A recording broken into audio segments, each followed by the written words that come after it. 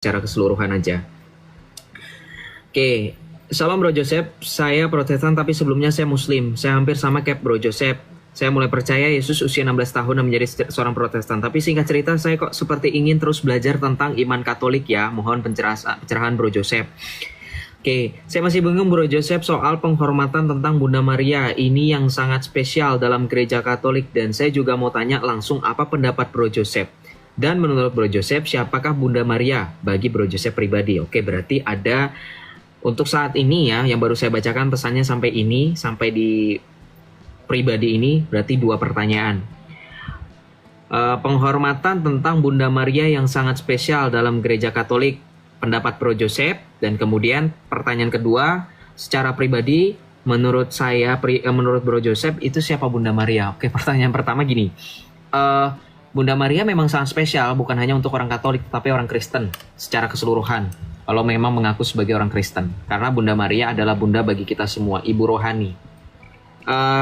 Bro bisa baca dalam Injil Yohanes, ketika Tuhan Yesus disalibkan, dan ketika di dalam penderitaannya di kayu salib, dia melihat ke ibu dan Rasul Yohanes. Ya, itu ada dalam Injil Yohanes beberapa tuh. Bentar, saya sekalian bacain aja. Bentar ya. Yohanes 19 ayat 26 sampai 27. Silakan dibaca, dicatat dan dibaca. Ketika Yesus melihat ibunya dan murid yang dikasihinya di sampingnya, berkatalah ia kepada ibunya, "Ibu, inilah anakmu." Kemudian katanya kepada muridnya, "Inilah ibumu." Dan sejak saat itu, murid itu menerima dia di dalam rumahnya. Jadi sama seperti bagaimana Yesus mengatakan kepada murid yang dimaksud adalah Rasul Yohanes yang menerima Bunda Maria sejak saat itu di dalam rumahnya, maka kita pun menerima Bunda Maria di dalam keseharian kita sebagai ibu rohani. Kita menghormati Maria itu adalah sejarah gereja sejak semula, sebagaimana Allah menghormati Maria sejak semula telah ia pilih. Di dalam kitab Kejadian bab 3 ayat 15. Kemudian dilanjutkan dalam nubuatan Yesaya, dalam Yesaya 7 ayat 14, di mana Allah sendiri yang akan memberikan kepadamu suatu pertanda, seorang perempuan muda akan mengandung dan akan melahirkan anak laki-laki dan akan menamainya Immanuel, yang artinya Allah beserta kita. Sehingga penghormatan dari Allah itu pun menyebabkan malaikat Gabriel pun menghormati Maria dengan mengatakan di dalam Lukas 1 ayat 30, ketika malaikat Gabriel berjumpa dengan Maria, malaikat Gabriel memberikan salam, "Salam, hai engkau yang dikaruniai, Tuhan sertamu."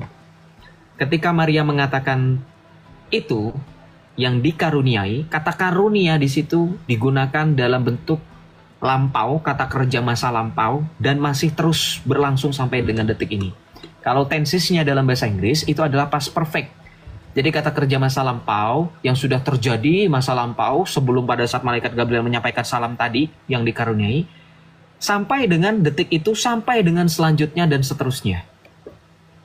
Kenapa? Nah, korelasinya saya tadi bilang bahwa sampai selanjutnya dan seterusnya, itu ketika teman-teman pernah tahu kan Kidung Maria, Bro Samuel dan teman-teman pernah baca dalam Injil Lukas, di mana Maria menyanyikan pujian, "Jiwaku memuliakan Tuhan Allah juru selamatku," dan seterusnya. Kemudian ada di mana di situ dikatakan, sebentar saya bacakan lagi ya ayatnya. Kita baca dalam Lukas 1 ayat 46 sampai 55. Lalu kata Maria, "Jiwaku memuliakan Tuhan dan hatiku bergembira karena Allah juru selamatku, sebab ia telah memperhatikan kerendahan hambanya. Sesungguhnya, mulai dari sekarang, segala keturunan akan menyebut aku berbahagia." Jadi betul seperti yang dikatakan dalam salam tadi dari malaikat Gabriel Lukas 1 ayat 30, "Hai engkau yang dikaruniai," kata karunia inilah suatu bentuk Allah telah mengkaruniakan dan mengistimewakan Maria sejak semula, sebelum malaikat Gabriel menyampaikan salam, sampai ketika ia menyampaikan salam, sampai dengan seterusnya. Makanya Bunda Maria bisa mengatakan dalam Lukas 1 ayat 46 sampai 55, di salah satu ayatnya dikatakan, "Sesungguhnya mulai dari sekarang segala keturunan akan menyebut aku yang paling berbahagia." Ini adalah bentuk suatu nubuatan. Dan itu sudah tergenapi dengan sekarang. Bagaimana Maria disebut sebagai Bunda Allah yang bersuka cita. Kita selalu, kalau dalam gereja Katolik Bro Samuel, kita ada doa Angelus namanya, doa malaikat Tuhan. Di mana dalam doa tersebut kita merenungkan, kita bermeditasi, kita meresapi karya keselamatan Tuhan dengan misteri inkarnasi dari Tuhan Yesus Kristus. Saya mengambil ini tidak hanya penafsiran Alkitab, ini penafsiran Alkitab Bapak Gereja loh ya. Seperti bagaimana Yohanes Damaskus, seperti bagaimana Irenaeus yang begitu mengistimewakan Bunda Maria, Bro Samuel. Ingat, kekristenan tidak pernah terlepas dari pengajaran para rasul dan penerus. Kekristenan tidak pernah mengatasnamakan pengajaran pribadi per pribadi, tetapi atas dasar Roh Kudus, kuasa mengajar itu ada. Ya, jadi tidak pernah pribadi per pribadi, Bro Samuel. Dan ini kita bisa lihat bahwa temuan penghormatan kepada Maria itu sudah sedari jemaat gereja mula-mula. Salah satu kutipan doa yang paling tua, yang paling kuno, teman-teman boleh cari di Google dengan kata kunci Subtum Praesidium Tum. Silakan. Subtum, nih saya berusaha untuk spelling ya. Subtum, U-nya double, S-U-B-T-U-U-M, Praesidium. Itu adalah salah satu bagian dari doa untuk memohon perantaran Santa Perawan Maria sebagai Bunda Allah, dan itu sudah berlangsung berabad-abad. Tahun 250 doa itu dicatat, artinya sebelum dicatat doa itu sudah ada. Ya, Subtum Praesidium. Saya baca ya, Subtum Praesidium Configimus Sancta Dei Genetrix Nostras Depreciationes Nepicias Ines Necessitabus Nostris sed a periculis suntis libera nos semper Virgo gloriosa et benedicta.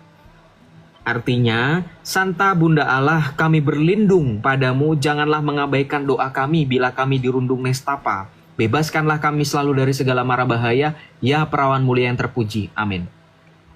Apa? Dengerin doa itu kamu jadi bikin, wah kok Maria kayak Yesus bisa melindungi kita dari mara bahaya. Kamu kalau misalkan nanti punya anak, anakmu jangan kamu larang-larang ya, biarin aja. Mau jatuh, biarin, gak usah kamu lindungin. Harusnya kamu percaya Tuhan Yesus melindunginnya.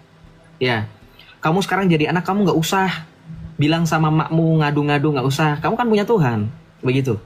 Paham gak konteksnya? Jadi ketika orang Katolik atau orang Ortodoks misalkan, atau orang Kristen sejati yang memang sudah menghormati Maria sejak semula, jangan kamu recok-recoki dengan pemahaman sama seperti, berarti dia menghormati Maria sama seperti Tuhan. Enggak. Kamu tetap bisa menyembah Tuhan tanpa menggeser atau bahkan tanpa menyamakan posisi Maria. Sebab seperti bagaimana kamu menghormati ibu dan ayahmu, tidak akan pernah kamu bisa menyamakan penghormatan cintamu kepada ibu dan ayahmu seperti cinta Tuhan. Betul nggak? Nggak usah pusing-pusing. Yesus mengatakan dalam hukum kasih, kasihilah sesamamu manusia. Memangnya kasih dengan sesama manusia kamu mau akan bilang, wih berhala Joseph mengasihi Charles, karena mengasihi Charles sama dengan mengasihi Tuhan. Kenapa nggak seperti itu parameternya, logikanya ketika berbicara mengenai Bunda Maria? Ketika dalam hukum kasih dikatakan kasihilah sesamamu, kasihilah Tuhan Allahmu dengan segenap jiwamu, dengan segenap akal budimu, dan seterusnya.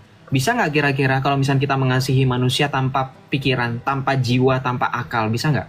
Nggak bisa. Tapi apakah kasih kita dengan manusia sama seperti kasih dengan Allah? Enggak kan? Jadi pola pikirnya jangan kayak orang bukan orang Kristen, mohon maaf. Banyak oknum-oknum Kristen itu yang mengatakan ketika kita berdoa bersama Bunda Maria dikatakan menyembah. Lo simpelnya ketika kamu mengasihi sesama manusia, apakah sama dengan kasih seperti bagaimana kamu mengasihi Tuhan Allah? Karena di dalam Alkitab selain mengasihi Allah, kamu juga harus mengasihi manusia. Kan gitu. Paham nggak? Jadi penghormatan itu tidak sama dengan penyembahan. Penghormatan itu sama seperti bagaimana kamu menghormati ayah dan ibu, mencintai. Makanya saya sering kutip perkataan dari Santo Maximilianus dari Kolbe yang mengatakan, jangan pernah khawatir mencintai Maria karena kamu tidak akan pernah bisa mencintainya lebih daripada Yesus putranya sendiri. Ya iya dong. Kenapa? Maria itu oleh karena Tuhan Yesus diangkat jiwa dan raganya ke sorga. Kamu bisa apa? Ya. Oleh karena Maria, ketika Maria pada saat peristiwa mukjizat pertama di perkawinan di Kana, Yesus nurut loh. Padahal Yesus udah bilang, belum waktuku, tapi Yesus nurut. Bisakah kalian menyamakan cinta Yesus dengan ibunya? Bisa nggak? Nggak bisa. Ya. Oke, Lasro Haraja, kamu naik. Praktek pagang seperti apa? Saya minta pertanggungjawaban dari akun-akun seperti ini ya, dari kawanan domba ceria. Praktek pagangnya seperti apa, saya minta datanya. Saya berarti harus siap untuk menampilkan data berarti. Salam Lasro Haraja. Kristen atau Islam? Salam Lasro Haraja. Kristen atau Islam? Kristen lah. Kristen dari gereja mana? Saya gereja KBP. Gereja KBP, silakan. Dari mana praktek pagan itu? Silakan tampilkan data. Menyetarakan Maria dengan Allah. Menyetarakan Maria dengan Allah. Oke, coba bacakan 1 Petrus 4. Ini doa rosarionya, bro, nih. Coba Nih, bacakan saya 1 Petrus ya. 4. Coba. Oh, Ini saya bacakan doa rosarionya. Oke. Ini Silakan. prakteknya. Nih. Datanglah Roh Kudus. Datanglah dengan kekuatan perantaraan Bunda Maria. Oh, itu doa Yang apa? tidak bernoda. Dengar dulu dong, lu gimana Itu doa sih? dari Ngajak mana? gua Coba. naik. Itu tampilkan. Belum juga iya. 1 menit. Iya, di mana itu? Kamu Google aja di situ doa rosario, contoh-contoh doa rosario. Nih, tidak bernoda. Dengar dulu, ini belum selesai nih, belum selesai. Tenang.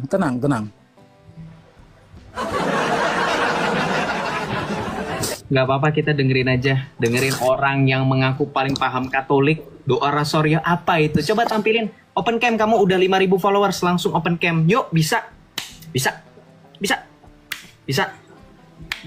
Dengar dulu Gua nyari di Google, nggak dong. ketemu Dengar dulu doanya. esensinya, dengar.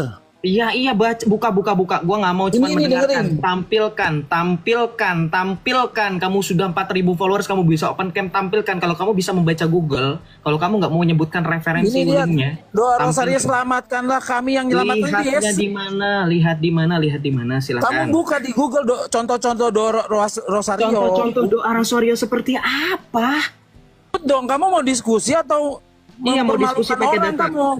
Nih, saya tampilkan data, kamu juga tampilkan data ya. Nggak usah panik, Bapak tua. Siapa yang panik? Kamu yang panik. Nih, dengerin.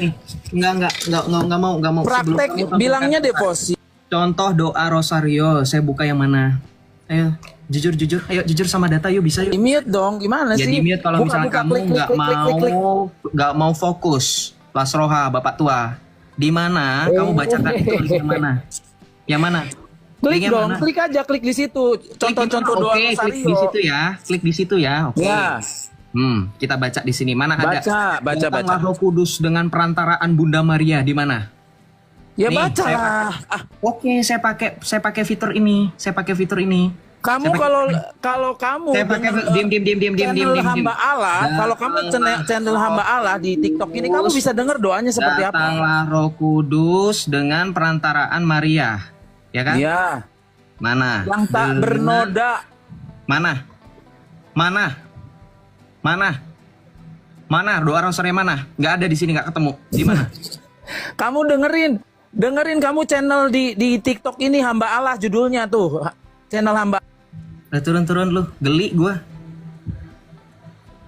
Teman-teman yang hakam. ada loh begitu. Nggak, bentar. Jangan itu dulu, bentar Jo. Sorry. Teman-teman yang Protestan kira-kira bangga nggak kalau ada oknum yang seperti itu? Bikin malu nggak, saya tanya? Bikin malu nggak? Sama nggak dengan Saracen? Sama nggak dengan Nandar kualitasnya? Sama nggak dengan kualitasnya sama dengan Nandar dan kawan-kawan? Yang kalau saya minta mana datanya, alasannya 1001 alasan. Oh, kamu harusnya percaya sama saya, Joseph. Saya hafal datanya. Sama nggak? Saya diskusi sama Nandar sama Riva, mereka ngomong kayak gitu. Sama si Hidayah, apologet muda, sama si Zuma, sama si Ardiansah, sama. Bisa nggak open cam? Bisa nggak tumpalin datanya? Oh, saya hafal datanya, nanti kamu cari aja sendiri. Sama nggak? Saya Protestan tapi nggak seperti itu ya. Yes, akhirnya. Kamu kan Wanes ya? Lasroha, kok bisa sih masuk komalnya Domba Ceria dan diterima oleh kawanan Domba Ceria? Cek aja, saya udah cek itu tadi, cek nggak ada. Gimana? Wanes, oh ya lupa. Kita naikkan lagi yang berikutnya. Jadi Samuel gimana? sorry kepotong. Gimana bro? Sudah paham nggak nih? Saya tampilkan ya. Jadi nggak cuma gereja Katolik yang menghormati Maria sampai dengan mengatakan selamatkanlah kami perawan Maria. Bahkan dalam gereja Ortodoks pun sama. Selamatkanlah kami Theotokos tersuci.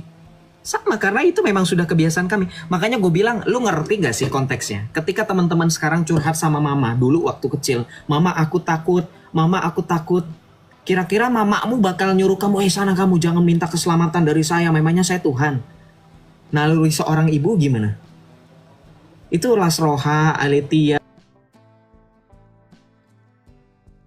Dari batu guys. Gak ngerti. Ketika kita meminta keselamatan dari Bunda Maria, itu seperti bagaimana seorang anak yang takut. Itu naluri seorang ibu, dan seorang anak yang mengadu seorang ibu kepada seorang ibu itu tidak akan pernah dicap sebagai penyembah berhala, penyembah ibu. Benar nggak saya tanya? Benar nggak? Ketika kamu ngadu sama mamamu, mama aku takut. Terus mamamu, sini mak, sini nak, sama mama. Apa mamamu bakal bilang, sana sama Tuhan Yesus, sama berdoa, sana pergi. Hah? Lalu kalau mamamu takut emang dibilang kayak gitu kan enggak? Ya kamu jangan bikin malu. Kita harus berbicara mengenai kebiasaan dan tradisi yang memang sudah sedari mula gereja praktikkan, bahwa kita meminta keselamatan Bunda Maria itu tidaklah lebih ketika kita curhat dengan mama, dengan ibu. Itu pahami dong seperti itu konteksnya. Paham gak kira-kira? Wong Yesus saja bisa menghormati ibunya, mencintai ibunya, sampai begitu dia meminta supaya mukjizat pertama kali dilakukan Yesus turuti, masa kita tidak bisa menghormati Maria? Oh, saya menghormati Maria, Joseph, tapi saya tidak berdoa kepadanya, urusanmu. Kalau kami menghormatinya dengan cara berdoa bersama dengan Bunda Maria, ya udah.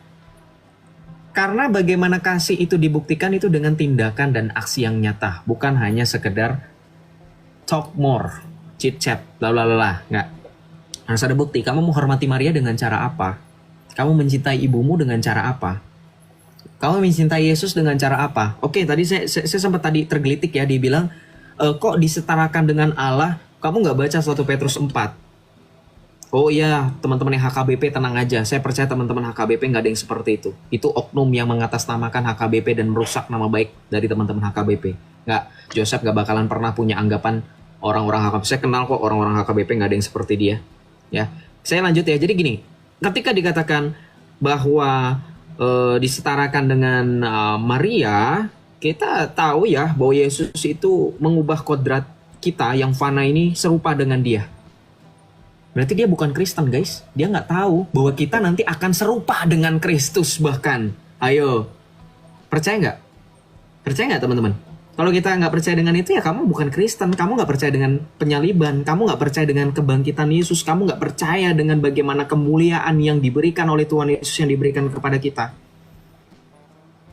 Lu orang bagaimana berbicara mengenai kesetaraan? Yesus itu menjadi manusia supaya manusia bisa menjadi Allah. Paham nggak? Maksudnya apa, Joseph? Maksudnya kalau baca kitab Kejadian. Pada mulanya Allah menciptakan manusia segambar dan serupa dengan Allah. Ketika manusia mengalami kejatuhan, maka otomatis apakah masih segambar dan serupa dengan Allah secara utuh? Tidak. Makanya Yesus datang, Sang Firman Allah menjadi manusia untuk merubah tubuh kita yang fana menjadi serupa dengan Dia yang mulia. Kok gitu aja kok bingung? Ya, itu ada di dalam bentar. Tadi saya sebutkan 1 Petrus.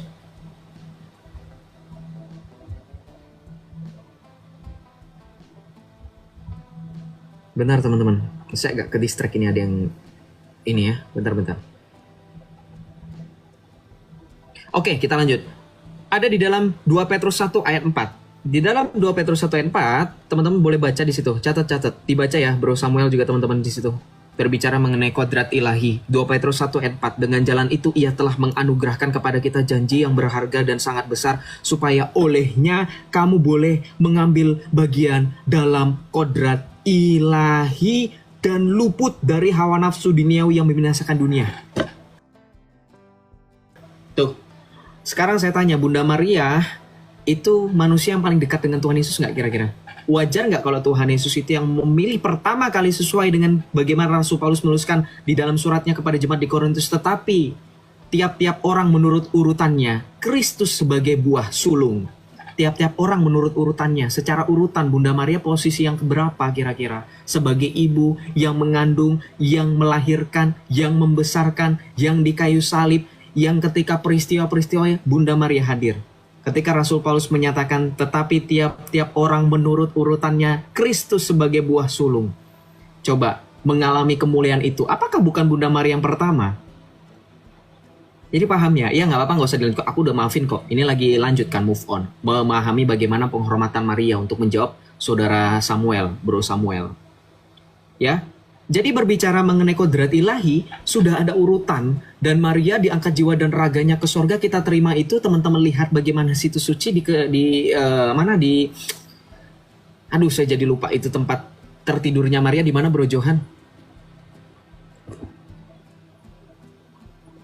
Ya, jadi berbicara mengenai kemuliaan, mengalami serupa dengan Kristus, ya itu tadi, ya. Gitu. Jadi berbicara mengenai penghormatan ya, Bro Samuel, itu tidak akan sama dengan penyembahan. Veneration is not the same thing with adoration. Karena venerate itu bukan berarti menyembah. Menghormati bukan berarti menyembah. Ya. Begitu Bro Samuel. Jadi memahami bagaimana posisi Bunda Maria tidak pernah tidak pernah sejajar dengan Allah Tritunggal Maha Kudus, ya. Dia hanyalah manusia biasa, saya setuju. Dengan rahmat kemuliaan Allah, ia disucikan dari segala noda. She is the spotless lady, the spotless Theotokos. Begitu Bro Samuel. Semoga menjawab. Silakan. Oke, terima kasih sudah cukup menjawab. Lagi masih. Ya, silakan. Kenapa tadi? Oh, lu mau nambahin nggak? Tadi kayaknya mau nambahin. Silakan. Nah, tadi kamu ada nanya nggak tadi? Atau cuma? Oh, di mana situs tertidurnya Bunda Maria yang dormition itu di mana ya? Lupa. Oh, itu di Yerusalem, di Yerusalem. Bukit Gunung apa ya? Gunung Sion namanya, Gunung Sion. Oh iya. Oh ini tadi mau nambahin ini. Kalau silakan. mereka tadi kan ini Lutheran doa Rosario juga loh. Ini Lutheran. Ini kok teman-teman dari Bang sebelah. Yosep. Halo Bang. Iya, tunggu dulu. Ridho, Islam, kamu sabar ya. Ada orang berbicara, adabmu sabar, tahan, ngantri. Silakan Bro Johan. Ini juga how to pray the Lutheran Rosary. Nah ini orang Lutheran juga berdoa inilah Rosario. Jadi ada juga. Nah ini bahkan PDF-nya ada. Aduh, bentar. Buram ya?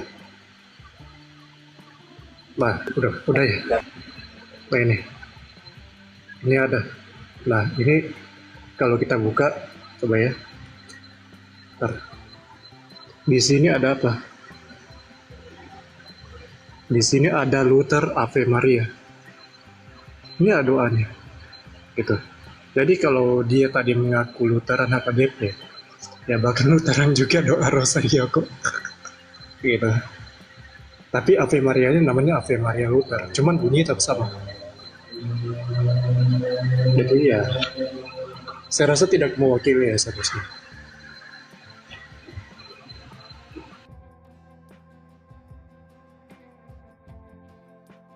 Bro Joseph, mic-nya. Oh iya, lupa. Thank you Johan. Kalau ada yang nanya Maria kena dosa asal atau enggak, oleh karena karunia dan rahmat dari Allah ia disucikan dan tanpa noda, sebab Allah berkenan untuk sebagaimana kedatangan juru selamat putranya Tuhan kita Yesus Kristus tidak mungkin dia dadakan kayak tahu bulat anget-anget. Baru pada saat Yesus datang baru kita siap-siap nih. Enggak, keselamatan itu sudah disiapkan sedari mula semenjak kejatuhan Adam dan Hawa, Kejadian 3:15. Masa iya persiapannya baru matang pada saat detik-detik pengkabaran? Hello, logikanya di mana? Apa kamu bilang Allah kita itu omni ini bukannya maha segalanya, malah kayak prematur, mohon maaf, planningnya dadakan. Maka ketika berbicara mengenai Maria, bahkan ortodoks pun memahami dan juga menerima Maria itu suci, spotless, akhrante Theotokos itu dalam salah satu kidung dari Santo Nectarius dari Aegina, yang kalau dilatinkan itu adalah Immaculate Conception, dikandung tanpa noda.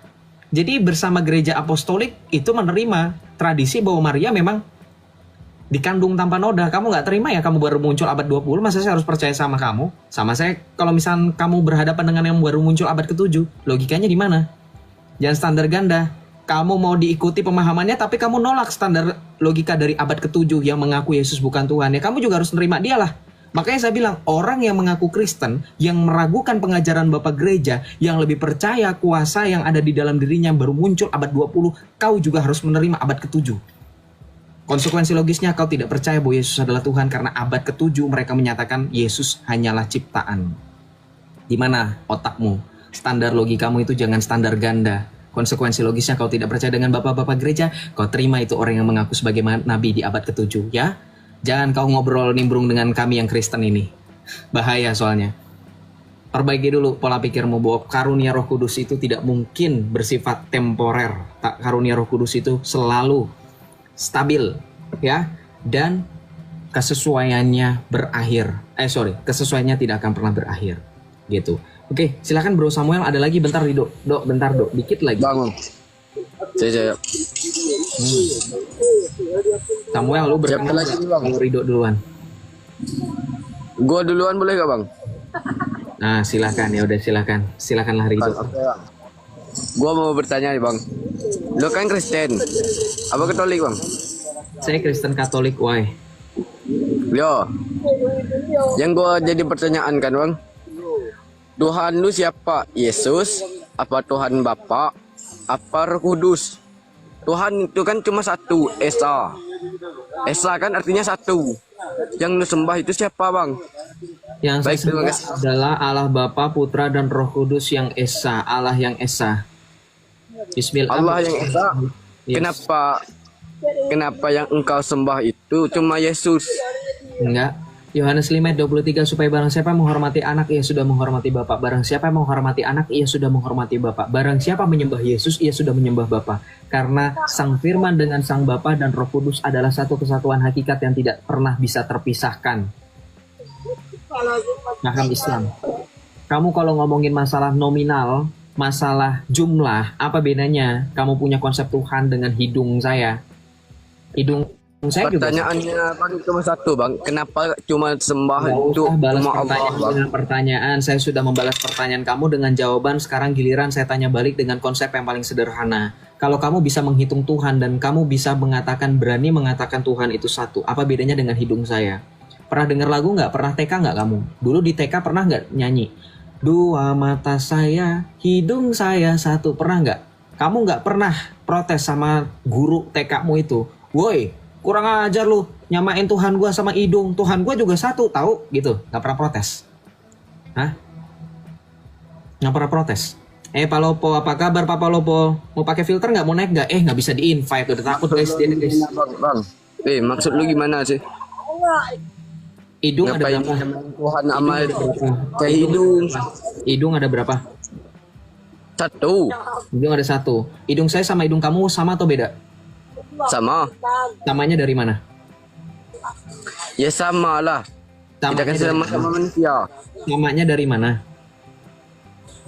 Ya sama-sama dari manusia lah. Samanya dari mana? Apakah hidungmu sama seperti saya? Apakah hidung saya adalah hidung kamu? Ya beda kalau dari mama Berarti beda atau sama? Dari Sekarang bentuk saya tanya, sama. Beda atau sama? Jawab jujur, beda atau sama? Ya sama. Oh Kristen. Nah, kan beda Ya, tuh kan. Ntar lu berantem dulu aja sama temen lu. Temen lu bilang beda, lu bilang sama. Ada berantem dulu, ribut dulu sono ya. Baru lu kalau misalnya udah siapa yang menang lu kesini, kasih tahu ke gua siapa yang babak belur. Jawab tuh, hidung siapa yang sama, oke? Papa Lopo, halo di bawah, nggak bisa diundang lagi dia. Udah takut kali di bawah malu. Ada fotonya pakai lipstick, pakai filter lipstick. Pak udah tua. Makanya saya bilang kalau udah tua jangan bikin aneh-aneh deh diketawain sama Gen Z. Oke, kita lanjut. Bro Samuel silakan dilanjutkan. Salve ya, Bro Jackson. Gimana Bro Samuel? Ada lagi? Jo, Salve. Samuel silakan Bro dilanjutkan suruh. sudah cukup menguatkan dan meneguhkan juga. Iya, Terima salve kasih. Charlie super. Oke, sudah cukup ya. Jadi tidak ada lagi yang perlu ditanyakan. Kalau misalnya perlu, nanya ke saya boleh, nanya ke Jackson boleh kalau dia live, nanya ke Johan juga boleh, ke Coach Charles pun sangat boleh. Kalau saya lagi nggak live ya bro ya. Oke? Oke, siap. Tuhan memberkati selalu Samuel, semangat. Kalau kamu mau belajar tentang Oke. iman Katolik, nanti kamu DM teman saya Katolik Kolektif atau DM saja Jackson. Nanti akan di-invite ke grup. Kalau hanya mau belajar, nggak mau masuk Katolik silahkan bebas kok, nggak maksa, nggak jadi ini sales juga, ya. Oke bro. Oke, siap. Oke. Terima kasih. Oke. Tuhan berkati. Tuhan berkati juga bro. Samuel, Tuhan berkati. Bye bye, shalom. Oke, kita lanjut guys. Tadi mana orang yang tadi saya naikkan itu? Kenapa dia tiba-tiba tidak ada di ini di atas? Oke, teman-teman yang Islam kenapa pada bilang saya debat sama Nandar? Kayak nggak tahu aja. Kan kemarin udah ditampilin di layar sama Nandar itu gimana sih Nandar? Hah? Nandar kalian banggain yakin? Ngebahas mengenai soal konsep ketuhanan aja Nandar nggak becus. Masa saya harus debat sama Nandar lagi? Yakin?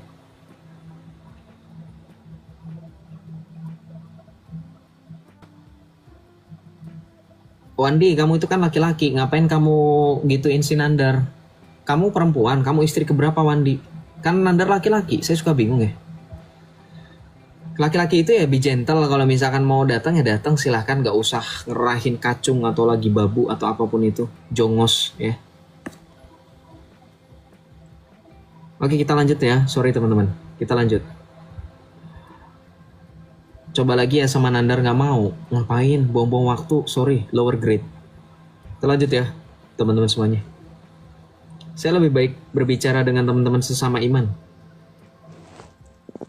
Shalom Theodora, selamat malam. Halo, selamat malam Kak Theodora, shalom. Kepencet ya? Kalau kepencet aku turunin ya. Oke, kepencet ya. Kalau nggak kepencet, silahkan request. Soalnya nggak ada suara nih. Oke, kita lanjut ya. Teman-teman semuanya, terima kasih yang sudah tap-tap layar. Tuhan Yesus memberkati selalu ya. Kita lanjut guys.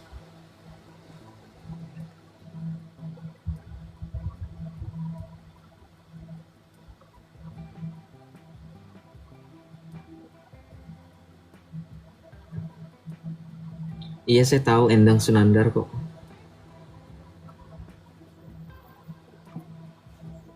Shalom Bakyu, selamat malam. Shalom Bakyu, selamat malam. Shalom Bakyu, selamat malam. Shalom Bakyu, selamat malam. Oke, nggak ada suara, saya turunin ya. Ada sih. Salve, Om Don, selamat malam.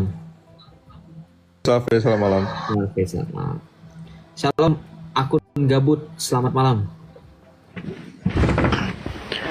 Malam. Ya, silakan dari Islam atau dari Kristen? Ya. Ya. Ya, Dari Islam atau dari Kristen? saya Kristen. Oh iya, ada yang mau ditanyakan atau mau disampaikan? Iya, saya mau bertanya. Mm-mm. Ini apa ya? Bang Yosef kan dulu pernah di Muslim kan? Iya. Ya, saya cuma penasaran aja. Ini pertanyaan sih udah lama sih dari saya kecil mungkin. Iya, Dulu langsung saya aja. Langsung tanya aja, mumpung saya juga naikin Islam, si Muhammad Ghazali, siapa tahu dia bisa jawab. Silakan langsung pertanyaannya. Good, silakan. Iya. Wah, kabur dia, Itu kurang ajar. kalau di Muslim itu benar nggak sih waktu mereka dikubur ini soalnya dulu ada kesaksian ya gitu ya Mbak Yosef ya. Itu kalau mereka dikubur itu kan ada yang katanya dibisikin gitu. Katanya dibisikin ini sih udah gimana ya waktu kecil itu tapi masih ingat bener gitu. Ada kesaksian murtadin, seorang murtadin. Jadi dia ngasih kesaksian. Saya masih ingat peristiwa itu waktu walaupun saya masih SD, tapi saya masih ingat. Katanya kalau mereka dikubur gitu, terus dibisikin percayalah sama Yesus gitu atau apa gitu. Saya gak lupa ingat gitu. Benar nggak sih? Saya cuma penasaran aja. Nggak ada kayaknya. Nggak tahu, nggak pernah dengar seperti yang Anda katakan. Kalau mengenai itu sih sebenarnya harusnya nanyanya ke Islam ya, karena selama masih ada orang Islam di dunia ini, saya akan suruh mereka jawab, karena itu kewajiban mereka. Bagi saya tidak ada kewajiban lagi, karena sekalipun saya mantan dari sana, saya sudah tidak punya kewajiban lagi untuk menjawab pertanyaan apapun mengenai Islam. Karena sekali lagi, kalau saya jawab artinya saya itu lebih daripada mereka, dan mau nggak mau mereka harus bayar saya, karena kan juru bicara itu digaji, dibayar. Dan saya nggak mau gratisan. Mohon maaf ya. Jadi maksudnya gini, buat teman-teman Kristen ya, meskipun saya mantan Islam, kalau sebenarnya di depan media sosial ini emang agak riskan, bener aja. Saya kasih tahu, memang salah satu alasannya adalah riskan. Karena takut nanti dijadikan video saya dipotong-potong ketika ada seperti bro akun gabut ini nanya, dipotong-potong, disalahgunakan. Kemudian ini Joseph ini sedang membahas Islam, padahal nggak ada orang Islam gitu. Tapi kalau kalian nanya langsung, tanya sama Om Don, coba tanya sama Coach Hafiz, saya bisa langsung jawab. Gitu. Ya ini karena ya karena lagi dibahas kan anak kecil, anak cengeng ngadu gitu. Jadi paham ya maksudnya ya gitu. Siap. Cuma penasaran aja sih soalnya itu. Nggak ada kok kalau yang masalah begituan, nggak ada kok. Coba saya naikkan Islam ya, bentar. Ada Islam nggak di bawah? Apa semuanya 780 Kristen semuanya? Puji Tuhan, nggak ada Islam yang naik. Oke, saya izin turun ya Bang ya. Oke, makasih Bang Akun Gabut. Shalom, Tuhan Yesus memberkati. Shalom. Shalom Mawardi, Nongani. Iya, shalom. Ya, Kristen atau Islam? saya Islam. Oh ya, silakan. Ada yang mau ditanyakan atau mau disampaikan? Halo. Iya, kamu lagi ngobrol sama saya, bukan lagi ngobrol sama Nabi. Kamu halo-haloin nggak bakal denger dia. Kamu ngobrol sama saya sudah dengar suaramu, dan saya ngobrol sama kamu barusan, saya tanya, kamu mau bertanya atau mau menyampaikan sesuatu? Saya mau bertanya. Silakan. Kalau Yesus itu Kristen, mengapa sekarang di bumi Bethlehem, di bumi Yerusalem, Kristen hanya tinggal 2%?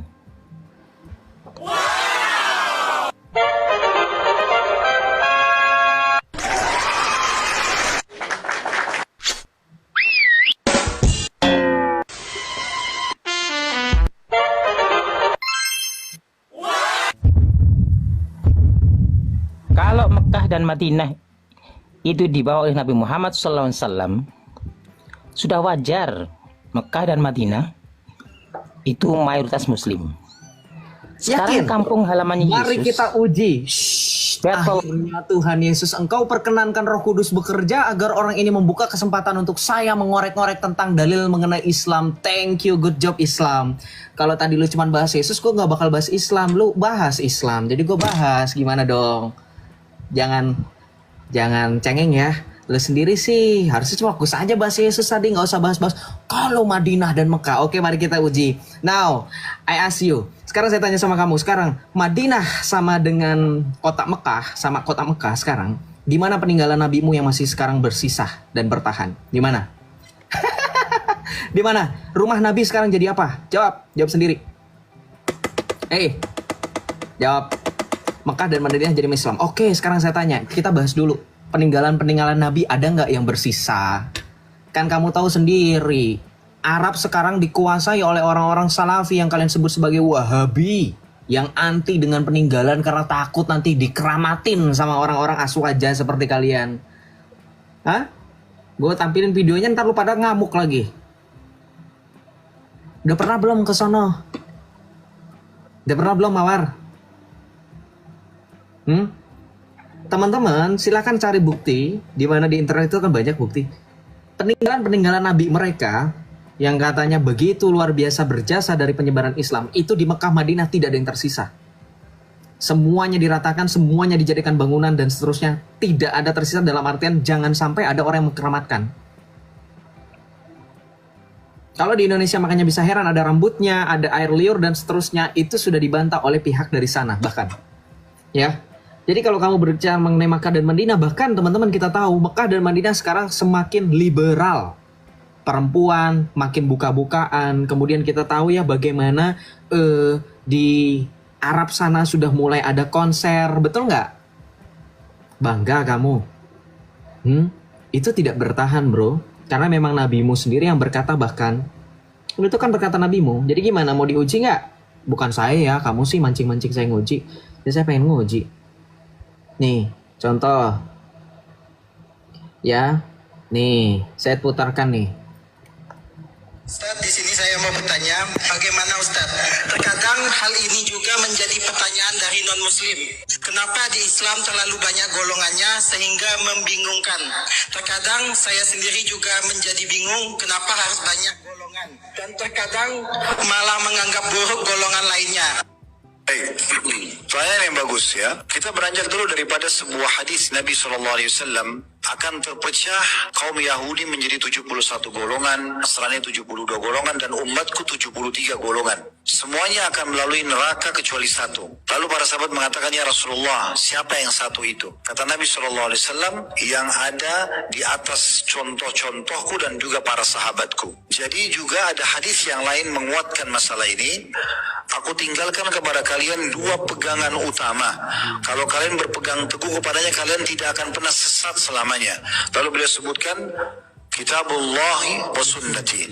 Berpegang pada kitab Allah, Al-Quran, dan sunnahku. Sunnah Nabi SAW. Kenapa banyak kelompok-kelompok yang muncul? Karena mereka sangat varian sekali, ya, banyak variabelnya, dan mereka tidak ikut apa yang mereka jadikan sebagai doa itu kepada wahyu, kemudian Al-Quran dan Sunnah. Mereka mau berbuat semaunya sendiri, bukan panduan. Sebenarnya kalau punya ikut panduan pasti akan ada standarisasi. Karena dalam Islam kan yang halal jelas, yang haram jelas. Sholat di Indonesia sama sholat di Amerika, sholat di Eropa, sholat dimanapun sama. Jadi kita lihat Islam itu sudah jelas sebenarnya. Jadi kalau ada kelompok-kelompok yang muncul kemudian mengatasnamakan Islam dan keluar dari tuntunan wahyu, maka ini tidak dianggap sebagai sesuatu yang bisa jadi contoh gitu ya. Maka saran saya simpulkan, kalau ada di antara adik-adik di sini diajarkan oleh seseorang tentang ilmu agama, jangan pernah ragu untuk menanyakan mana dalilnya, mana tuntunannya dari Al-Quran dan Sunnah. No, lebih Islam Joseph daripada Nandar, daripada Ripa. Dengar nggak tuh Ustadz Khalid Basalamah ngomong, dikasih tahu bahkan. Maka adik-adik dalam hal belajar ilmu agama jangan pernah ragu bertanya mana dalilnya. Sama Oten ditanya mana dalilnya, cari aja sendiri, kena lu. Ya, itu. Sama diskusi sama Joseph, mana dalilnya? Cari aja sendiri. Ya enggak? Benar kan omongan saya selama saya diskusi sepanjang selama sampai dengan detik ini bahwa di mereka harusnya dipertanyakan dalil. Jadi lu nggak bisa ngomong. Pernah nggak Joseph kalau ngomong nggak pernah pakai dalil? Pakai dalil. Tuh dalilnya. Akibat takia murid kumis Jo, iya sampai gua tercengang-cengang nih lagi nih. Gak sih banyak ya, karena puji Tuhan ada teman-teman yang baik hati mengingatkan ini nih. Gua mau kasih tahu tadi ada konser musik kan katanya Arab Madinah, Mekah Madinah nih. Lu sih perkenankan gua nih. Nih. Pertanyaan saya belum dijawab, kenapa sih? Ini dengerin dulu tuh ya.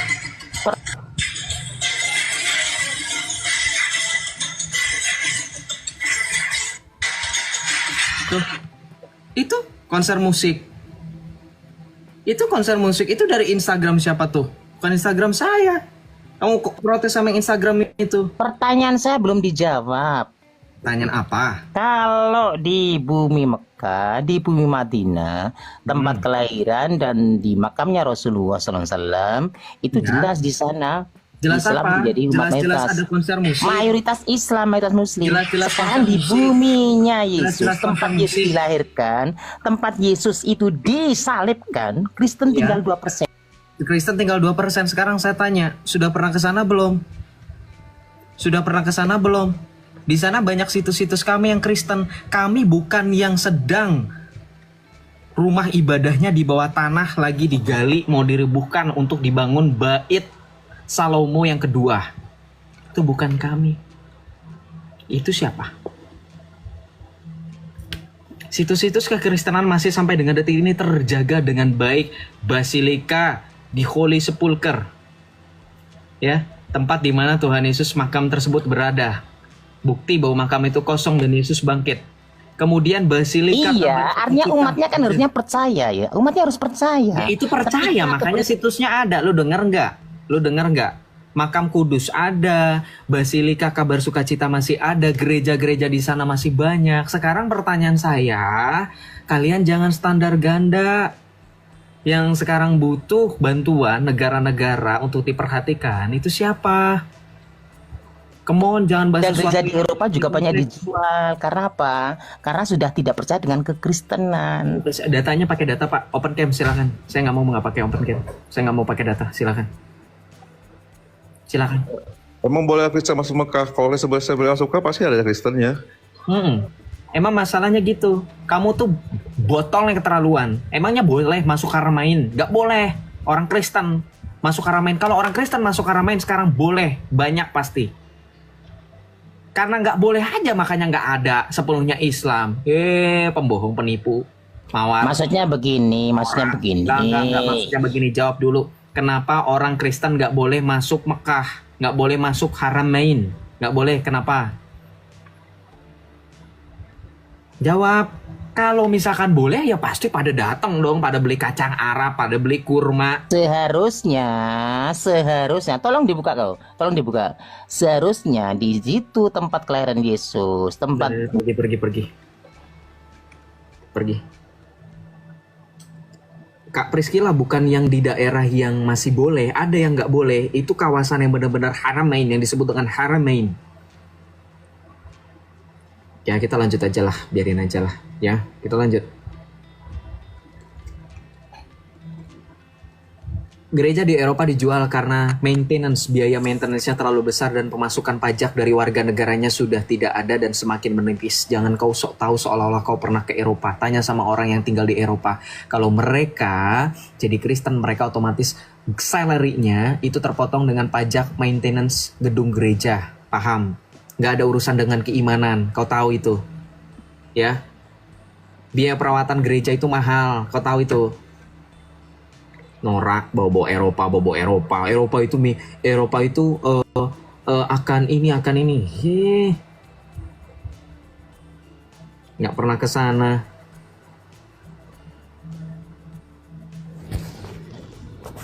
Shalom, Kobam Bingits titik shalom. Shalom bang. Yuk, silakan bro. Silakan bro. Nggak jadi. Aduh, kemana orang itu? Hilang. Oh, kok hilang? Nggak jadi, dia bilang nggak jadi. Oh nggak jadi. Oh oke. Tadi Ian mana Ian? Ian udah naik ya? Baru pertama kali lu naik setelah lu komen-komen di bawah. Sekalian deh buat ini teman-teman Kristen. Kalau kalian mau kenapa Timur Tengah dulu mayoritas, sekarang minoritas. Total ada 5 dinasti khalifah. Itu buat mereka kisaran ribuan tahun. Mereka aja. Untung-untung sekarang masih ada. Gitu. Masih bertahan juga. Ini yang bertahan Lebanon tahun 1975 tak diserang juga. Jadi ya bahkan tahun 1975 Lebanon itu jadi sarangnya kekristenan di Lebanon. Itu 95% Kristen semua. Setelah itu diserang oleh teman-teman sejarahnya dan minoritas. Tuh. Jadi kalau kalian tanya kenapa bisa sedikit, ya sedikit-sedikit diserang gitu sama orang-orang agama di sana. Disuruh bayar jizyah. Gitu. Banyak lagi diserang lagi. Disuruh bayar jizyah, tahu nggak? Tanya sama teman-teman yang dari Koptik. Tanya teman-teman dari Koptik apa yang terjadi dengan Koptik pada saat ini dan zaman dulu. Tahu nggak kenapa pada akhirnya mereka Koptik itu makin berkurang? Ya. Jadi tahu sejarahnya, itu jangan buta sejarah, jangan apa-apa hanya didoktrin dengan wah kami banyak-banyaknya alasannya apa. Tanya sama yang di Koptik sana, gereja Koptik, ya. Ngaco, ngomong asal congor ya nggak? Begitu kan, aib kan? Itu namanya debat di bawah standar itu ya, Afid ya. Coba tunjukin debat di atas standar. Kamu nggak pernah naik, cuma typing doang. Kamu yang di bawah standar, makanya mukamu juga di bawah standar kali. Silakan Afid.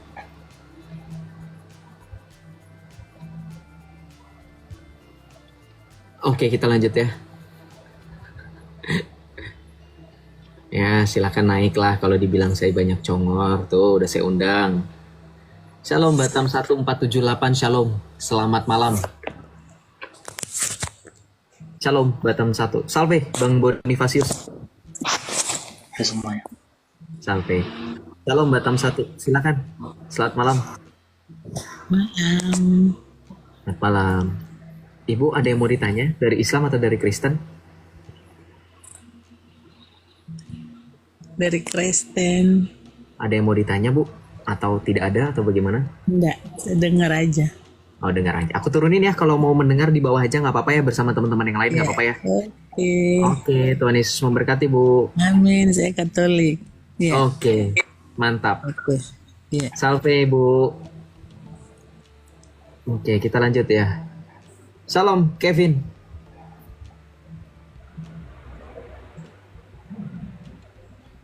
Shalom Kevin, selamat malam. Halo Kevin. Kevin. Tidak ada. Oke. Ngomong pakai data ya guys, kalau ngomong ya terserah datanya apapun itu. Saya terbuka. Tapi kalau misalkan nggak jelas ya lebih baik turun. Karena tidak mau wasting time sama orang-orang yang hanya asal klaim. Klaim boleh sebenarnya, klaim harus disertai dengan data. Kalau klaim doang itu namanya overclaim. Gitu. Mau nanya lagi boleh Bang? Boleh bentar abis ini ya. Halo. Shalom wonderful, selamat malam.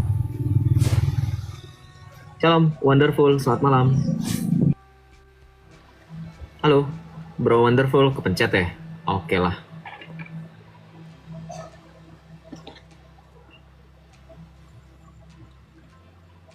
Shalom Susen 592, Shalom. Halo, Shalom. Ya, dari Islam, dari Kristen. Ya. Saya Kristen. Ya, silakan. Halo, Bro Joseph. Ini saya mau nanya. Boleh? Boleh, silakan. Itu si Nandar ada buku Yesus menikah itu apa sih itu dia berapa? Apakah itu mengklaim kebenaran atau apa sih itu orang? Bisa Buku Yesus menikah. Iya, ada tuh. Dia pernah ini nunjuk. Tanya coba yang nulis siapa? Saya kasih tahu ya, Yesus menikah itu dari Blogspot zaman saya SMP. Gue udah bilang itu zaman gue SMP nih. Gue kasih tahu nih websitenya nih. Makanya gue bilang sama orang Islam, oknum-oknum yang sering berpolemik, stop pakai Blogspot dari zaman seperti ini. Nih, tuh Yesus menikah dan punya 2 orang istri. Tuh, dari 12 tahun yang lalu, guys, come on. Ini bahasan ya ampun. Iya, makanya saya bingung, Bro Joseph. Ya nggak usah bingung lah orang Mengklaim bukan mereka itu berani dengan istilahnya mengklaim istilahnya suatu kebenaran gitu kan. Aneh. Nanti kalau misalkan Bro Joseph debat sama dia, tolong gitu, istilahnya ya di barat tuh banyak antikris kayak begitu gitu loh. Saya sudah pernah. Maksudnya gini, bentar. Saya udah pernah uji, dia nggak pernah mau berani bahas itu karena dia tahu itu data yang digunakan adalah data yang palsu. Kan pernah saya bilang, kita bahas mengenai Yesus menikah, kamu berani nggak? Nggak mau, jangan ke situ, kita bahas ini. Nah. Oh gitu. Oh. Nggak berani waktu itu pernah saya bilang. Ya udah bahas aja. Kalau misalnya memang beneran Yesus itu menikah, ya kamu bisa menjadi kesempatan emas dong. Dan ini menjadi salah satu momen di mana kamu bisa menjatuhkan pribadi seorang Joseph. Kan bilang gitu, nggak mau dia bilang. Dia mah nggak bacot doang, istilahnya. Ya sudah itu tahu. Tak eta tahu ngebacot doang. Pengennya saya istilahnya ya Bro Joseph hantem dia gitu loh. Udah pernah nih. Suatu kebenaran mah gitu. Udah pernah, kalau lagi dan lagi mah saya bingung Pak. Apa yang berubah? Sedangkan dia kalau debat cuman itu aja yang dibahas nih. Joseph versus Nandar. Ini kan ada di YouTube guys, masih ada eta teh video. Nih. Engke ya, engke. Lah, bentar. Wah, mantap bahasa Sundanya nih. Cuma bisa begitu-begitu doang. Bentar ya. Mana nih. Indonesia nih. Gue terjemahin nih. Ya, Roh Kudus di dalam Torah di mana ayatnya? Jadi, oke, dia tunjukkan sama Nandar. Aduh, ya inilah karena keterbatasan waktu dan Nandar juga banyak banget nih dikasih pertanyaan sama si Nandar ya. Tapi giliran saya tanya, Joseph jangan kemana-mana. Tadi lihat bagaimana komparasi antara himne tadi ya. Nandar tadi bilang ini kan Kristen. Di situ jelas lu bisa bahasa Inggris gak sih Nandar? Di situ tertulisnya Christian hymn. Di situ Christian hymn. Nih deh, lu kalau nggak bisa bahasa Inggris gue terjemahin nih bahasa Indonesia nih. Gue terjemahin di dalam bahasa Indonesia ya. Gue mau tanya sama lu, himne Platonis yang kamu tahu tuh himne Platonis Timaeus oleh Plato atau dari mana? Bawa Neoplatonis. Saya buka nih, siapa sebenarnya yang terpengaruh oleh Neoplatonis? Tadi kan data saya juga udah lengkap. Ini data, detik-detik saya bawa data segaban-gaban, gak pernah dibantah sampai live-nya kelar nih. Data saya udah lengkap. Nih, kamu itu nggak bisa bahasa Inggris. Christian hymn kok dibilang Platonis, di situ Christian hymn. Nanti terjawab kenapa di situ Christian hymn. Lihat di sini. Nih, Bisa baca bahasa Inggris kan kalau yang ini kan? Aduh, lihat ini. Ya, di sini dikatakan dengan jelas, ternyata Islam terpengaruh Neoplatonis. Di sini ulamanya Al-Kindi, the father of Islamic philosophy. No, maka no Islamic juga termasuk filsafat, ya, termasuk ada dari buah dari emanisionis yang kompleks hierarkinya yang dikembangkan oleh Al-Farabi dan juga Ibnu Sina. Ini terpengaruh Cuma bisanya mah cengar-cengir doang. Neoplatonism in Islamic Tuh, philosophy. datanya jelas tuh. Apa yang lu tunjukin? Lu tak Nah, Neoplatonis nggak ada kenapa? Saya juga dulu tahu namanya Ahmad Musodek. Oh, Ahmad Musadek itu yang terkenal di Bandung, di daerah, iya, di Jawa Barat. Bogor. Bogor ya? Oke. Ahmad Musadek, udah lama banget itu. Ya, kenapa tuh? Ya ada yang gitu-gitu kan misalnya ya, maaf bukannya ngomongin ini ya, bisa ya kalau yang begitu mah kan kayak dia mengaku Rasul loh, mengaku Nabi. Saya ngikutin apa nih? Jujur saya pernah dulu saya punya pacar ya.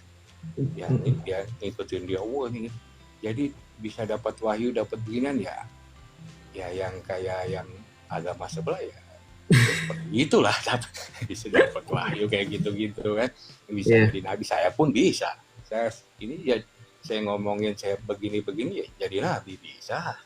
Nah, ya istilahnya intinya ya apa ya, mereka istilahnya mengklaim sebelah pihak doang kok.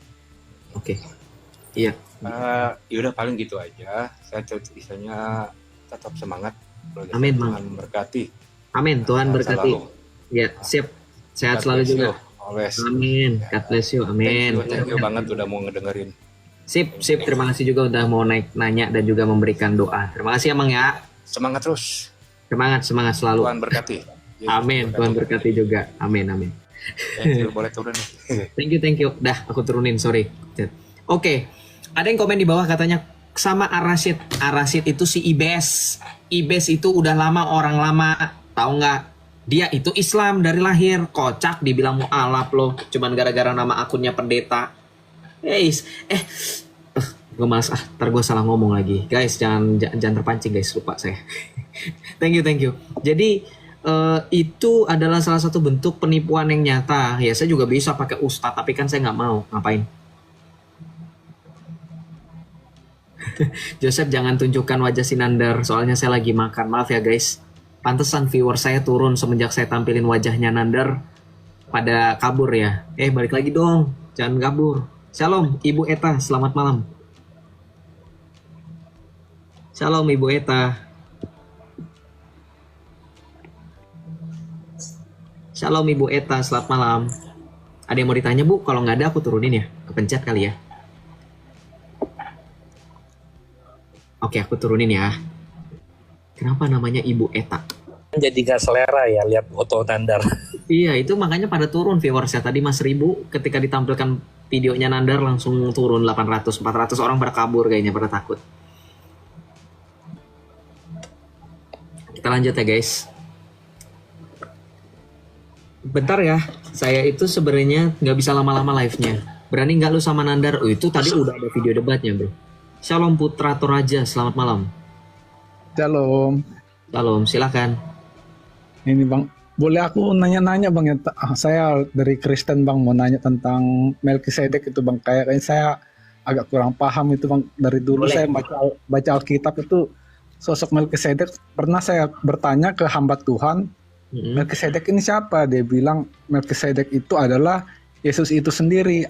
Tapi ada juga yang saya dengar karena silsilah Melkisedek ini tidak dicatat dalam Alkitab karena dia bukan dari golongan dari suku Yehuda, jadi tidak dicatat. Menurut abang ya itu saya mau bertanya ya bang, Melkisedek ini sebenarnya itu siapa? Karena dikatakan bahwa dia itu adalah imam besar seperti itu bang. Oke. Sebelum saya akan menjawab, mungkin saya akan lebih memperkenankan teman-teman yang lain untuk menjawab karena juga ada Coach Charles, ada Om Bonifasius, ada Om Don juga, ada Bro Johan juga. Silakan. Biar saya nggak mau terlalu mendominasi. Kita juga mau mendengarkan ilmu dari teman-teman yang di sini. Silakan mungkin Coach Charles mau menjelaskan. Apakah Yesus Kristus itu adalah Melkisedek itu sendiri atau bagaimana? Silakan mungkin Coach Charles. Nah, pertama tadi yang dibilang bukan dari suku Yahudi, ya memang Yahudi belum ada. Zaman Melkisedek. Iya, Melkisedek itu zamannya Abraham. Nah, memang dia tidak diketahui gitu. Cuma memang dikatakan itu seperti nubuatan tentang Yesus, tapi bukan Yesus sendiri. Itu nubuatan dari Yesus, Imam Melkisedek gitu. Itu sih sebenarnya. Jadi dia bukan Yesus, karena Yesus belum datang saat itu. Gitu ya. Tipologi ya kok ya mungkin. Tipologi betul, tipologi yes, tapi bukan Yesus sendiri gitu. Jadi banyak penggambaran perjanjian lama yang digenapi oleh Yesus gitu. Seperti ya Melkisedek itu. Terus seperti ketika Pentakosta dari suku Israel Yahudi itu kan turunnya 10 perintah Allah. Nah, ketika kita Pentakosta itu turunnya Roh Kudus. Seperti itu. Jadi banyak tipologi. Itu silakan Jo. Ya, jadi betul ya. Jadi Melkisedek itu adalah tipologi dari Kristus itu, sebab di dalam Ibrani itu nanti disebutkan Yesus Kristus dan Melkisedek gitu, imam yang agung. Jadi itu hanyalah tipologi. Sama seperti bagaimana Yesus yang juga di dalam surat Rasul Paulus kepada jemaat di Roma adalah tipologi dari Adam. Kan gitu. Bukan berarti Adam itu adalah Kristus. Paham nggak? Paham. Nah, berarti bisa dikatakan kalau apa ya, semacam itu ada atau penggenapan atau gambaran penggenapan, betul. Penggenapannya. Penggenapan dari bayang-bayang. Ya kalau dikatakan tadi kan kamu Abang Putra kan sempat mention bayang-bayang bayang-bayang maksudnya. Ya betul, bayang-bayang dari yang akan datang, yaitu wujud yang telah nyata, yaitu Kristus. Itu seperti di dalam Ibrani gitu, bahwa Taurat dikatakan sebagai bayang-bayang yang akan datang, yaitu Kristus yang akan menggenapi gitu. Jadi kalau dalam perjanjian lama berisi juga nubuatan, berisi juga tipologi gitu. Yesus tipologinya juga dikatakan sebagai tipologi dari Musa, tipologi dari Melkisedek, tipologi lagi dari Adam. Nah itu kan tipologinya Yunus, betul nggak? Seperti bagaimana Yunus yang ada di dalam perut, di dalam perut ikan, ya kan, betul nggak? Maka bagaimana Yesus Kristus turun ke tempat penantian pada hari ketiga, dia bangkit dari antara orang mati. Itu yang dinamakan tipologi. Bukan berarti Yunus adalah Yesus gitu. Bukan begitu. Itu namanya tipologi, teman-teman. Oke lah Bang, terima kasih Bang atas penjelasannya Bang ya. Terima kasih kembali juga sudah bertanya. Jadi kita selamat malam Bang. Tuhan Yesus memberkati pelayanan-pelayanannya Bang. Jadi gini ya. Ketika kita baca perjanjian lama, tapi kita lihat dari kacamata Kristus. Nah, ketika kita perjanjian lama, kita lihat Melkisedek, kita melihat Kristus gitu. Makanya ketika kita hanya melihat perjanjian lama, kita jadi Yahudi. Tapi kalau kita melihat perjanjian lama dari kacamata Kristus, nah itu jadi seorang Kristen. Makanya di dalam gereja Katolik ada kalender liturgi. Itu perjanjian lama dan perjanjian baru itu saling berkaitan selalu.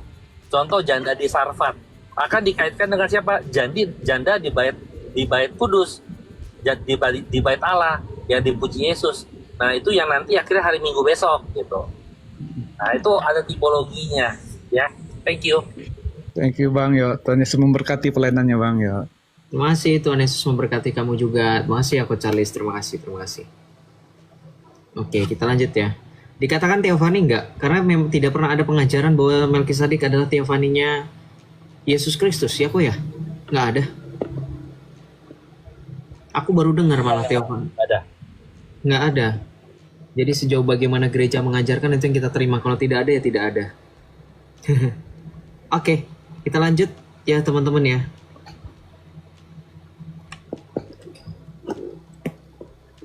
Jelas Yosef nggak berani melawan Nandar. Berisik Surono, kamu istri keberapanya Nandar. Kok kamu peduli banget sama Nandar kayak kamu istrinya. Shalom Irfan Robi, selamat malam. Shalom Bro Irfan, selamat malam Bro. Turun. Oke, kita lanjut. Iya, masalahnya yang komen juga laki-laki, bapak-bapak, om-om. Apakah ini sekumpulan istrinya Nandar? Banyak selir dan babuk Nandar. Oke lah, kita lanjut ya. Mungkin cicilan sound cardnya belum lunas bro. Kalau nggak debat sama lu nggak dapat koin. Oh iya, nggak dapet koin ya, sepi ya. Iya kan Nandar kalau misalnya nggak debat sama orang-orang yang berkualitas, sama awam-awam doang kan di gipnya sepi. Tapi giliran debat sama saya dijadiin bahan lawakan, cengar-cengir doang. Gua doa bahasa Arab di mute, alasannya nanti kalau misalkan ini kena copyright Joseph, alasan aja lu, kurang ajar. Lu doa bereha ulama, orang Islam kamu itu lagi dipermainkan, dinistakan oleh Nandar. Mana ada orang Islam berdoa Baruch ata Adonai Elohinu. Itu kan doa syukur. Doa syukurnya imam pada saat ingin mengkonsekrasi. Dicontek sama Islam. Sejak kapan Islam doanya seperti itu? Itu penista yang sejati. Harusnya kalian laporkan Nandar.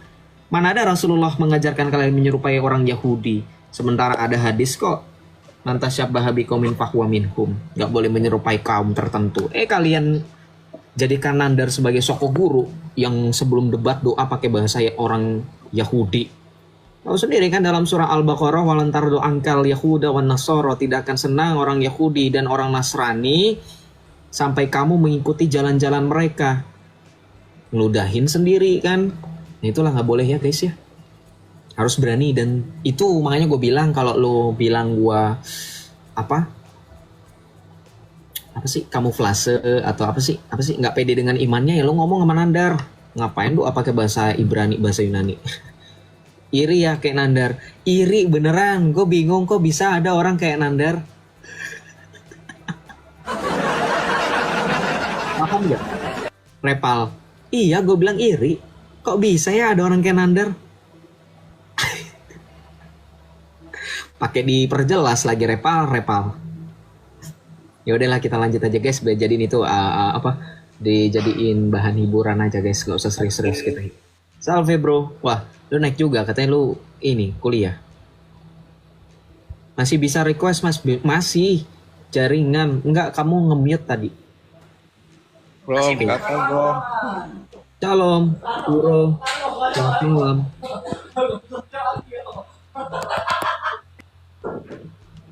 Halo, Uro.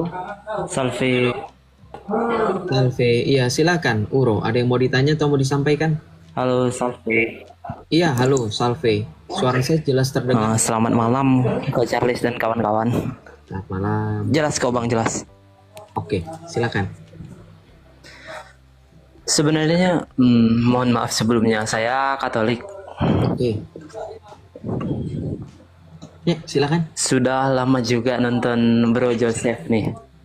Oh, luar biasa. Thank you ya, Bro. Thank you. Silakan. Hanya sering request, hanya jarang sampai naik kayak gini kok. Yang menarik untuk saya pertanyakan adalah kenapa dengan sekian banyak kebingungan, bisa dibilang yang terlihat dalam fit-fiti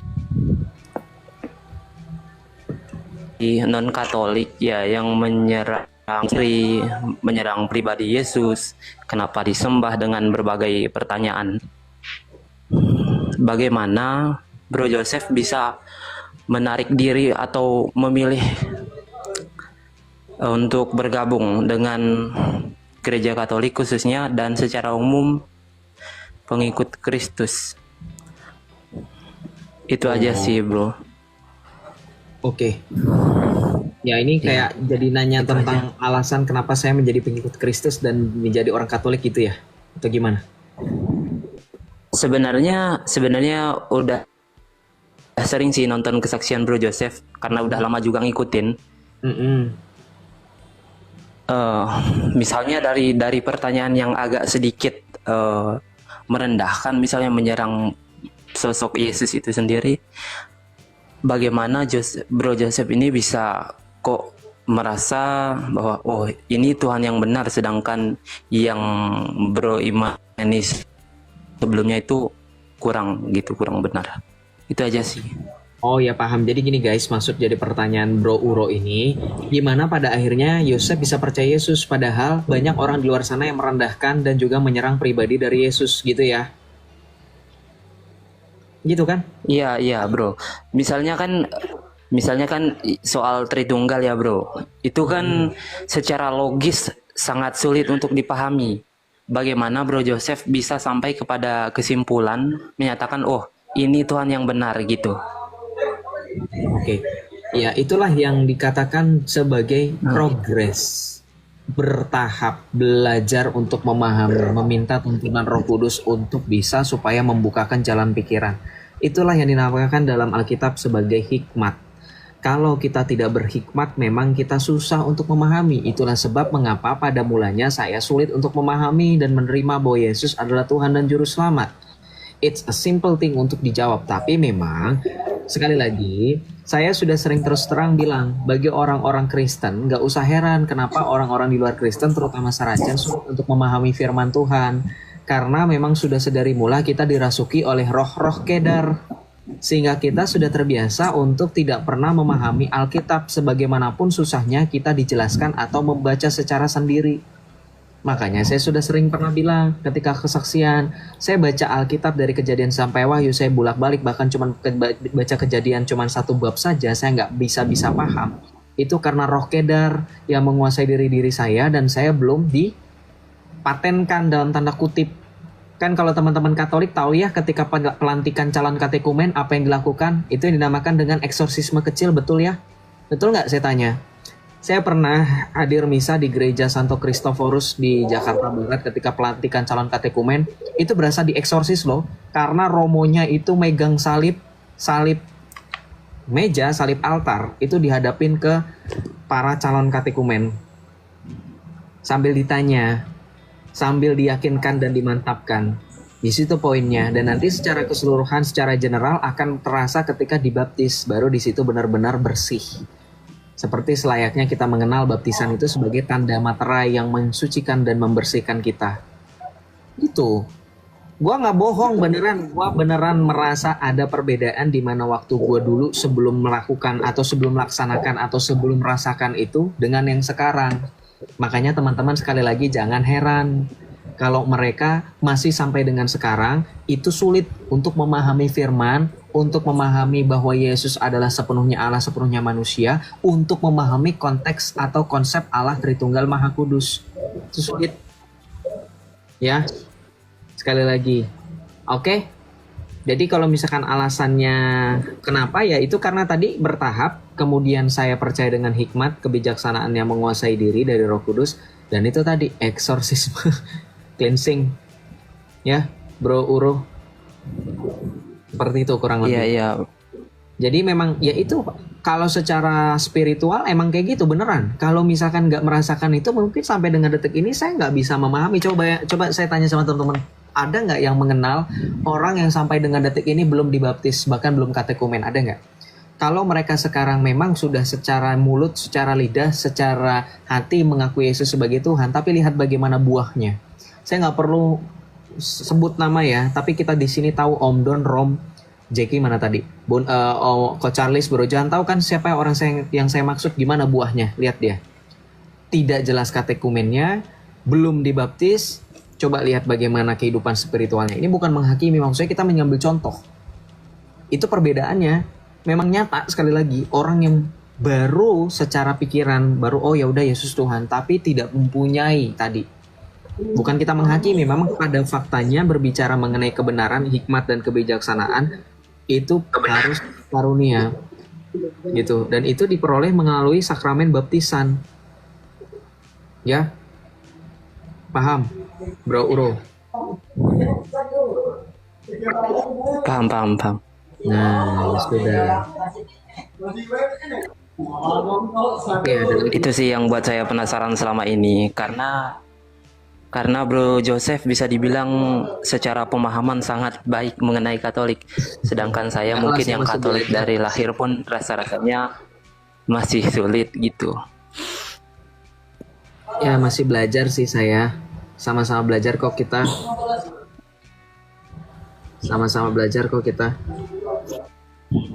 Siap. Ada lagi? Itu aja sih karena rasa penasaran tadi. Terima kasih waktunya.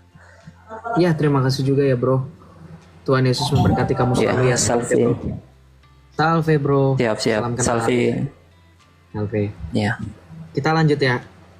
Joseph dicariin Ar-Rasyid suruh ke dia ke sini atau saya yang ke sana nantilah kapan-kapan, nggak sekarang juga. Masa gue cuman demi si Arasid yang nggak jelas itu. Oke, kita lanjut ya. Kak Joseph dicari debat sama Arasid, gimana maksudnya bungsu? Oke lah, kita lanjut ya. Lanjut guys. Oh banyak banget sih, ya jadi mau jadi kayak kacung gitu sih. Aduh, suruh ke sini aja. Suruh ke sini atau nantilah saya ke sana lah kapan-kapan lah ya. Sabar. Nggak sekarang juga. Orang cuman gara-gara pakai akun itu dibilang si Ibes. Kenal Ibes nggak? Ada yang kenal Ibes nggak orang lama? Halo, si Ibes siapa itu. Mas itu siapa sih? Si Ibes Tam itu pernah naik di akunku dulu. Oh.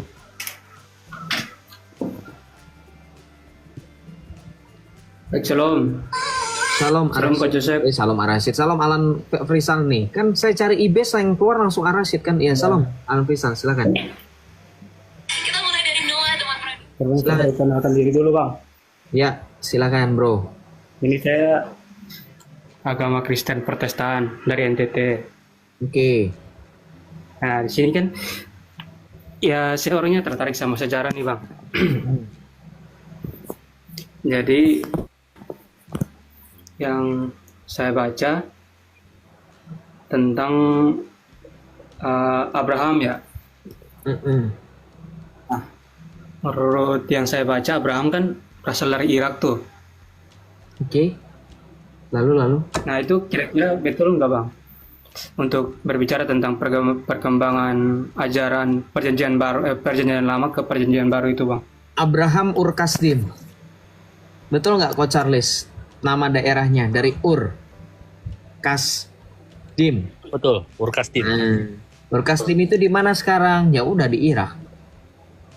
Yang kita sebut dengan wilayah Irak. Lalu pertanyaan intinya apa? Wilayah Irak ya.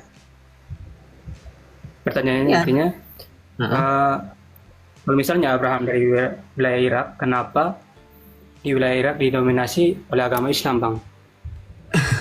Kau ya, itu aduh, itu Abraham itu memang menurut kamu agamanya apa? Sekarang kita lihat dulu Irak, Assyria itu bukan Islam. Assyria, Irak itu bukan Islam, tanya sama Johan. Bukan Islam awalnya. Assyria atau si Irak itu. Mereka orang Syria. Nah, coba kamu ke Irak sekarang, ke Syria. Bahasa asli mereka apa? Bahasa Aramaik. Siapa yang pelihara bahasa Aramaik? Bahasa asli sana orang Kristen. Jadi bagaimana? Yang pelihara identitas orang asli di sana orang Kristen, Katolik Chalcedon, bukan orang Islam. Oh iya, maaf ya, Bang. Iya. Soalnya kurang literasi juga. Nggak apa-apa, Mau diskusi. sama belajar. Nggak apa-apa. Silakan Bang Bonifasius mau menambahkan, silakan Bang.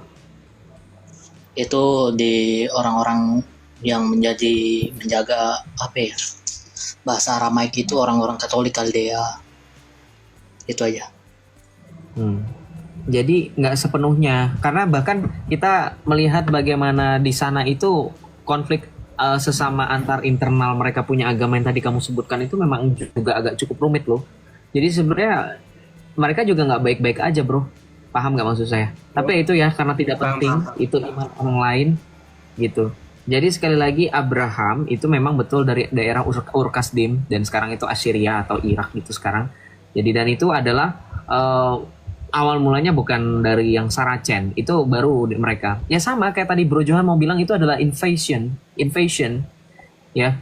Jadi invasi itu, dan memang ya mereka menyebarkannya dengan cara-cara yang kita tahu sendiri ya, sudah tidak perlu dibahas lagi. Gitu sehingga memaksa ada yang terusir, ada yang seperti yang terjadi oleh saudara-saudara kita yang Armenia atau bahkan yang di Yunani dan seterusnya. Nah, itu yang terjadi kan dengan cara-cara seperti itu. Gitu. Dan itulah sejarah yang kemudian memang jarang orang yang tahu gitu, masih sedikit gitu ya, nggak usah disebutin lah di komentar gitulah pokoknya. Tuh kamu baca komentar tuh ada yang sebut satu orang gitu Bro Alan ya. Jadi adanya mereka menyebar itu bukan tanpa alasan, ada alasannya, dan salah satu alasannya adalah sesuatu hal yang tidak boleh kita sebutkan karena itu terlalu sensitif dan itu berhubungan dengan penumpahan darah. Begitu. Oke Bang, makasih Bang. Mungkin ada pertanyaan terakhir nih Bang. Boleh, silakan. Kristen itu kan terbagi atas dua agama besar ya. Bukan dua agama besar, maksud saya terbagi dalam dua bagian ya. Itu Kristen Katolik bagian barat dan ortodoks. Nah, maksud saya faktor apa sih yang mempengaruhi sehingga bisa terjadinya pembagian dua wilayah itu Bang? Nah, terus apakah pengajarannya sama juga atau berbeda Bang? Oke, thank you. Kamu udah bertanya, itu bagus.